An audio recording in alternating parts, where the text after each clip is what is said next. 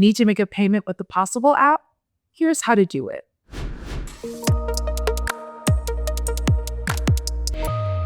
Your payments are set to auto-pay from your primary account on your payment dates, but it's easy to change.